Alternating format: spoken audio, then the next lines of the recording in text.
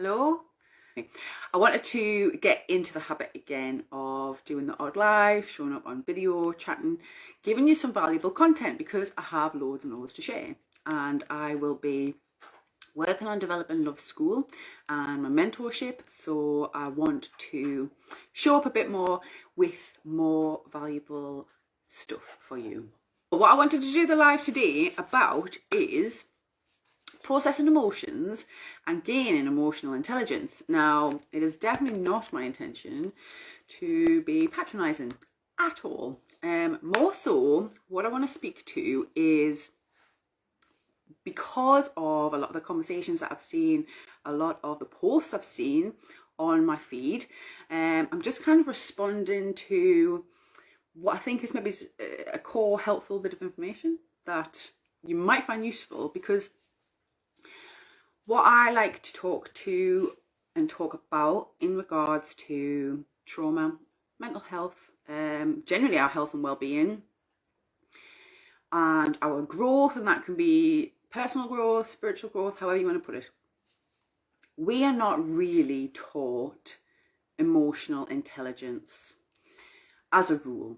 I wasn't. And unless our parents are particularly emotionally intelligent and have that language, are able to communicate how they are processing emotions, it's something that I think just has been bypassed for a lot of us. And for me, it was quite difficult trying to figure out how to process my emotions and understand them and articulate them in order to improve my health and well-being. And I actually spent years doing this, and only fairly recently, I would say in the past 5 years, where I have been understanding my emotions better and gaining this emotional clarity and this emotional intelligence. And now I've been able to go through that process, and I feel more comfortable and confident with my own emotions, with expressing them, and being able to navigate through them, especially difficult emotions, especially going through difficult traumatic experiences that have come up. And obviously what's happened in my life over the past year, having these skills has really helped. So I kind of want to do the live about that, and I've identified 8 phases that I had to go through in order to get to a point where I consider myself somewhat emotionally intelligent. And obviously we're always growing and learning, so there's always more to learn about yourself and others and communication and all the rest of it, because every situation is different. But I think these 8 phases can potentially be really helpful if you've got to a point where you feel like your mental health is suffering, where you're realizing you've got trauma symptoms and you want to find solutions, but you're struggling to understand how. Especially, this is really relevant as well for addictions, and how that plays out in our lives, because often addictions come from trying to meet our needs when we're not emotionally intelligent enough to be able to identify what we need in order to work through and process our emotions. So we cover them up with addictions, we cover them up with things that suppress or repress or soothe us temporarily, when actually what we need is those emotions. The way I see emotions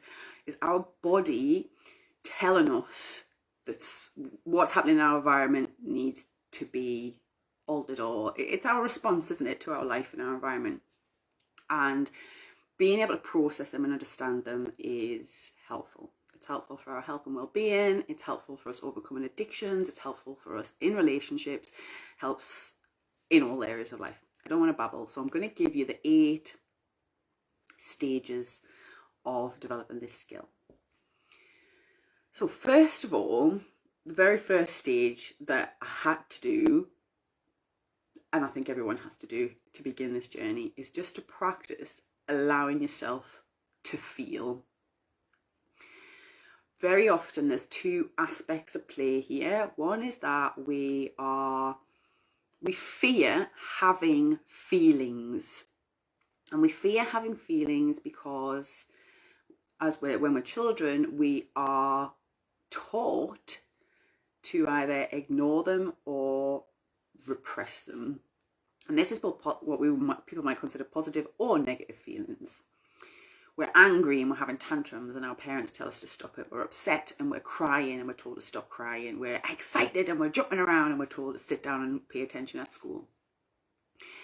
So we have feelings, we express the feelings and the emotions as children, and then we are wronged for it. We're told off, we're told to stop, and not without any context of why. We don't understand that as children. So then what happens is we just either repress them, and then when we feel feelings are going to come up, we start to feel emotions, we actually fear them because we think we're going to get wrong, get told off, there's going to be negative consequences, harmful consequences within our relationships because we want to express an emotion. So this is why often we take drugs, drink, go on social media, all these little cope mechanisms that we do because it's like, oh, feelings coming up, better distract myself, best not feel this feeling, there might be something terrible might happen in my life. And it just comes from that conditioning. And this could go on for a long time, and it did certainly for me. So first stage was just to practice feeling feelings, to notice something was coming up and then, oh, I'm feeling something, and allow myself to actually start feeling things. Like, this is one of the reasons why, I don't want to go off on too many tangents, but this is one of the reasons why I don't think medication is particularly helpful for mental health problems, because often mental health problems the problem with mental health is whatever ideas we have put in our thought processes that stop us feeling feelings. And medication very often just represses, just takes away the feeling. So it doesn't actually solve either of the problems, it just kind of perpetuates it in a different way. So anyway, stage one, get used to feeling some feelings, any sort of feelings, but just start to allow yourself to feel it. Then the next stage is, once you start to feel feelings, feeling different emotions, is get better at identifying what that emotion is. Name it. So learning the language of emotion. And this, obviously, the simplistic language that we're often taught is sad, angry, happy, excited. But actually there are, especially in the English language, lots of words that describe the nuance of all the different emotions and feelings that we can feel. And each of that is slightly different. And this was at first really frustrating for me. I remember at some point being like, why do I feel like a child? I don't even know what any of my feelings are. It was really frustrating. But then as I began to learn more words, learn more descriptive words, and name it, what happens often when you can name the feeling and you express that either to yourself or others, the feeling begins to dissipate because it's been acknowledged. So that process of being able to identify and name the feelings really helps to build our emotional intelligence. But actually, as a little sideline, it also builds your communication abilities, because you can better, more accurately communicate how you're feeling. And it gives you a bit more confidence when trying to express that to others. The next stage, once you began to allow yourself to feel things and you're getting better at identify what the feeling is to be able to allow it to develop a bit more and observe the nature of that feeling. So again, I'll just use the really simple feelings because they're often the ones we understand. How does that feeling display itself? How does it express itself? What happens in our body? what happens to us when I feel anger. When I feel anger, where do I feel the anger? When I feel anger, what happens? What movement does that anger have within us? So it might start like anger very often for me starts like quite low in my belly, and then it rises and it can come up, up and out, perhaps verbally. It might go to your head, it might start triggering lots of thought processes. You might feel it in your chest. I don't know, but your anger will have a pattern, an observable pattern that you can begin to understand. Same for your sadness, same for your happiness. What does that feeling feel like, and what pattern does it follow? Does it go up and then back down? Is it a slow build? Does it slowly build up? Is it erratic? You know, what is the nature and pattern of that feeling? And start to be a bit curious, get specific. This for me was a point where I started doing art and really trying to look at, well, if this feeling was a colour, what might the colour be? If this was a texture, what might the texture be? Yeah, it just gives the feeling more context for us to understand in our mind-body system. So we're relating the word, which is in the mind, to what's actually physically happening in our body. So that's number 3. So number 4 then is to practice then, once you can identify a feeling, you've allowed yourself to feel it, you can name it, you can observe how it acts, practice following the thread of that feeling. So this is where you can become a bit analytical. Try and figure out why you're feeling that way. So rather than be in the feeling, you kind of detach a little bit and you start to become the observer of the feeling. So, well, what caused this feeling? What is the thread that happened? What am I reacting, responding to through this emotion? And you become inquisitive about that. So you detach from it. So you know you're not the feeling. You understand the feeling. You can name the feeling. You know how it's responding in your body. But why? What caused that? What was the cause of that feeling, either within me? Was it a thought? Was it something that happened in my environment? Was it my thoughts about something that happened in my environment? Start to get curious. Then take that curiosity to the next level. So once you've identified, I'm feeling angry because someone said something in my environment. And it triggered thoughts in my mind, and those thoughts made me angry, okay? You're now starting to get a better understanding about what happened that caused that response in you. So then the next part, how you understand that, is to start to then question within yourself. So the previous part of the exploration was looking at mostly external scenarios. What happened in my environment that triggered, that caused this emotional reaction? The next stage is then, well, what within me is giving that emotion energy? What does it mean to you? What are you making that event mean within the construct and thought processes that you've created in your mind, or in relation to past events of your life, or in relation to expectations you might have, and why?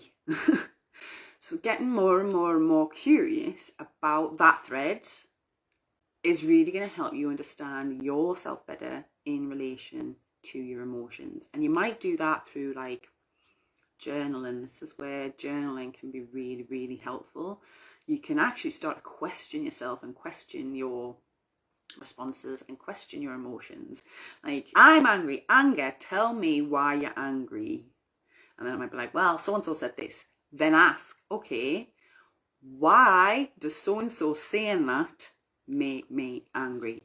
And just let yourself write it out or speak to a camera, whatever it is. I don't know, it doesn't matter. Whatever, it's personal to you. Whatever lets you explore that in a curious, external, way so that you understand the roots and the sources of that emotional reaction. Once you understand that, it's like you've understood the emotion and you can kind of detach from it a bit. That's where you have more power. That's where you are leveling up with your emotional intelligence, right? So you've got all that knowledge, and then what do you do with it? The next stage is to begin making different choices. Once you've got all that knowledge and that information, the power of it is that you can then make choices. You can begin to make choices to change any single part of that process. So, and you need to do that through observations and questioning of yourself, of the emotion, of the situation. So you might have identified that there is a childhood root to why you feel certain emotions when certain things happen in your environment. You understand that now. But the choice comes when you start asking yourself, well, is that, because very often this is linked to beliefs and ideas that we've conceptualized and created in childhood. Is that source of this emotion actually true to my values now? Is this true to what I believe now, what I want to think as an adult? Is this true to what's important to me? Am I seeing this situation through my eyes now as an aware adult, or am I seeing this from a childhood wound or a conceptualized meaning that I'm giving to it? Once you've identified that, you can make a different choice. So you can actually choose to then change your ideas and how you structure your ideas about certain events. You can question your beliefs and change the beliefs that you have about yourself, others, life. You can choose to maybe practice feeling and feeding into that emotion, or practice not responding to the emotion and changing your environment, or changing your situation, or expressing the emotion. Does that work? This is the point where you begin to make choices to try and understand and create the life, the responses that you would prefer, rather than being stuck in the old patterns of your feelings and your emotions. You are trying new things. You would try new things, see how it works for you, see what's effective and what's not, and choosing what you do. So once you're doing that, this is where, so at this point we're leveling up a lot, okay? Once you are able to make new choices in relations to your thoughts, your beliefs, your emotional responses, you're then leveling up a lot. And this is where the mastery comes in, right? So you can then learn through your observations, through making different choices, through trial and error and experimentation, what can and can't be changed. Because there's some things in life that we are in control of, and there's some things in life we're not in control of. There are some things in life that can be changed, and there's some things in life that can't be changed. You can't change other people, but you can change what you think about other people. You can't change the fact that your body feels unsafe being assaulted, but what you can change is how you're able to defend yourself in that situation. That's the level of mastery that comes once you've been experimenting with making different choices, because you begin to understand better what choices to make and when. Taking responsibility for yourself and what you can and can't do in certain circumstances, and being accountable for yourself and your responses, and where you're not actually responsible for what's going on, being able to create that boundary between you and others in the world. That's where the mastery comes in. And then the next part is just learning or getting used to the spectrum of feeling. Once you are emotionally intelligent and you've got that process down, because the more you practice this process, it just becomes part of your life, it becomes part of your experience. Just getting used to the spectrum of it. You know, there's ups and downs feelings, there's all sorts of different feelings, there's all sorts of different emotional responses, and we might get comfortable expressing anger but then not our excitement. We might get comfortable expressing joy but not grief. So then once you understand this process of how to better understand, express and detach from your emotions and choose when you will or won't respond to them and how. It's then applying that to the whole spectrum of human experience and our emotions. That is what I wanted to share, and I hope it's been helpful. Let me know if you found it helpful. Let me know if you have any questions. You can put them in the comments and I'll get back to you. If this is the sort of stuff you're interested in, I will be creating more content and collating everything that is beneficial for this sort of work, which is really practical, grounded, realistic ways of understanding yourself, others, and life, understanding how to express and communicate what you need in order to make your life better, and improve your health and well-being in natural and holistic ways. I'm going to put that all up on Love School. So Love School website address is www.loveschool.uk, and most of our handles online are at loveschool.uk. Love School, all one word, .uk, and you'll recognise us from the logo, which is a yin yang but with orange and blue. So look for the orange and blue yin yang logo, and that is Love School with me. Thanks for watching, and see you again. I don't know when I'll next be on a live. It'll be when I feel like I have something valuable to share and the energy to share it. Take care. See you later. Bye.